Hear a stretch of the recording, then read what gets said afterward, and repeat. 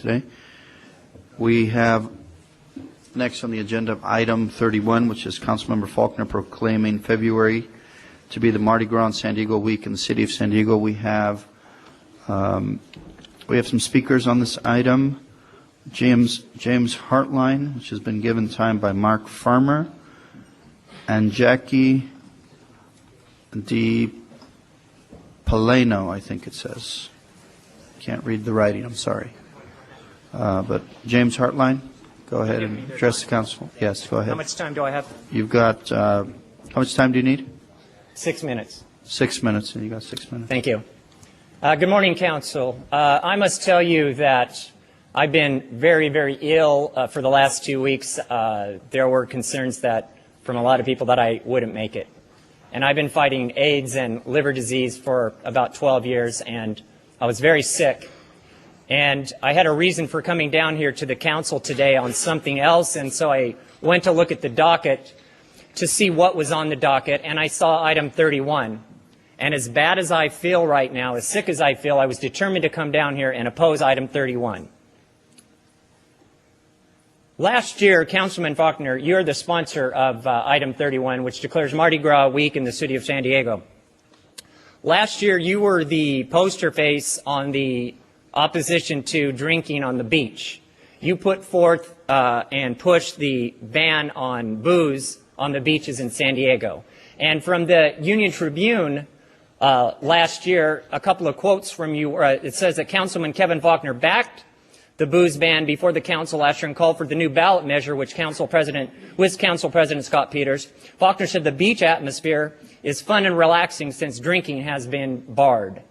It also says that Faulconer has been seeking a permanent ban on the booze since last year's Labor Day brawl at Pacific Beach, where more than a dozen revelers were arrested. The reason that I was initially so angry with this item, Councilman, is because in all of my physical afflictions and suffering, I am daily reminded that my former party days are what got me into this trouble, that I may not make it. And every day I'm reminded that my boozing, my drinking, my drug use, my sexual immorality is what got me into my predicament.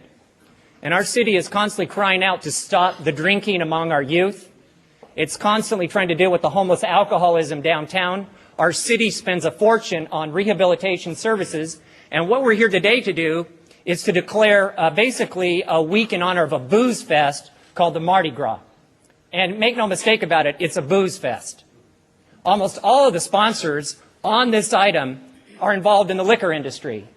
The hypocrisy of you, sir, going before the people to score political points by saying we need to ban booze on the beaches, and then you come down here when people aren't looking and put your name on a proclamation or resolution to honor the drinking down in the Gaslamp. And I found myself as I was looking at this, why the double standard? Why are you trying to stop drinking over in one area of San Diego and then you're backing the Mardi Gras? And so I had to take a look at this. And what I found was extensive ties with your wife to the Gaslamp businesses that are involved in the Mardi Gras. Let me take, for example, but let me give a point first that the city attorney issued a letter in 2006 where you brought up the issue of conflicts of interest between your wife, because she's extensively involved financially in the Gaslamp, and your decisions on the city council.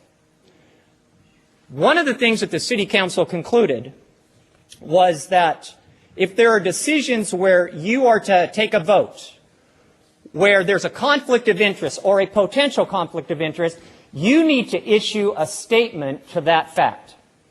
That if your wife is involved in financial dealings within these businesses where there's a vote where you're going to be a part of it, you need to say there's a conflict of interest. Is there a conflict of interest? I certainly think so. Your wife is the owner of a business called Restaurant Events Incorporated, which in 2005, according to the city attorney, did over $2 million worth of business in the city of San Diego, primarily in the Gaslamp. Primarily with businesses that, by the way, are also on the Mardi Gras website. So the question remains, does your wife benefit financially from you sitting on this city council voting for the promotion of an event to get people in San Diego to go spend money on these businesses in the Gaslamp during this Mardi Gras? I certainly think so. Because on Restaurant Events website, she makes a good deal of money off of selling gift certificates which customers will then go and spend on these businesses that are in the Mardi Gras.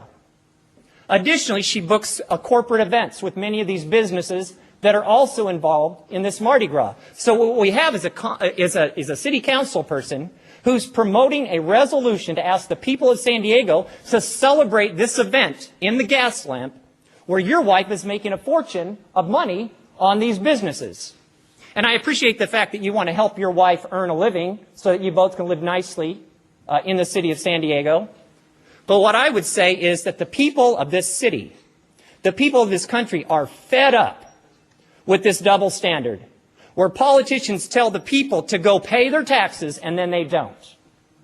Where the council members are saying one thing about, oh, let's go ban booze on the beach, and then they're coming down here saying, oh, but we need to have a booze fest in downtown San Diego. Sir, I would say to you that we are really fed up with these conflicts of interest. As bad as I feel, I'm down here to confront you and saying to all of you that if you vote for this resolution, you're basically empowering his wife to have good standing with these businesses and make more money. This resolution must be polled. It cannot stand, and I'm not going to stand for it. Thank you.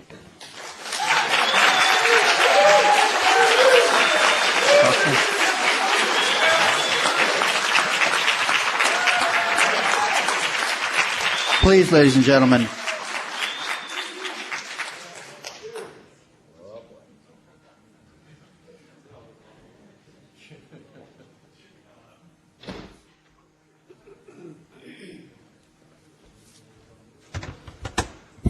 Well, good morning, council members, members of the audience, and I certainly respect everybody's right to disagree, members of the public, with a resolution that's aimed at honoring the Gaslamp Quarter Association on their 50th anniversary of the Mardi Gras week in the city of San Diego. And I'm proud to be here with Jimmy Parker of the Gaslamp Quarter Association.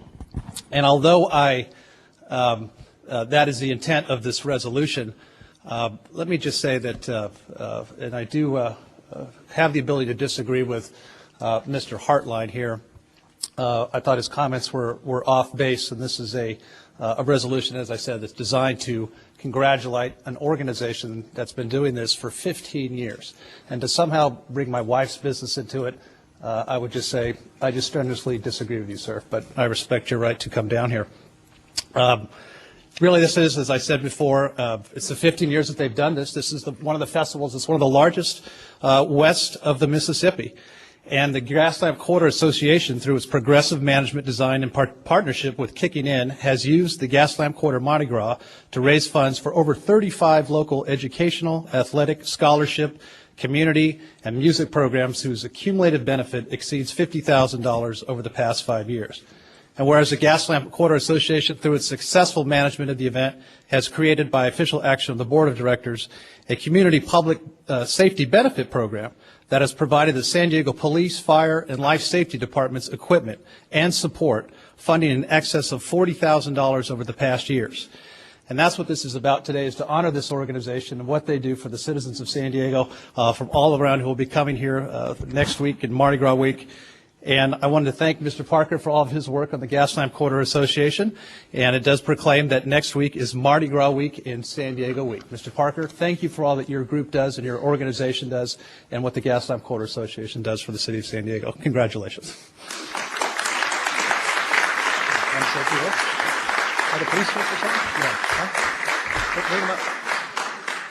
I'd actually like to bring up a little bit that we purchased in the last year. These are 2 Segways that we donated to the city of San Diego.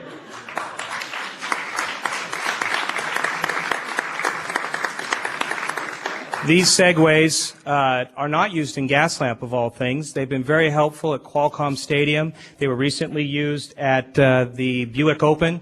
It allows the officers to cover a much larger area, as well as supervise the individual officers that they have placed throughout the entire event and or different actions that they have to do. But along with that, we also donated a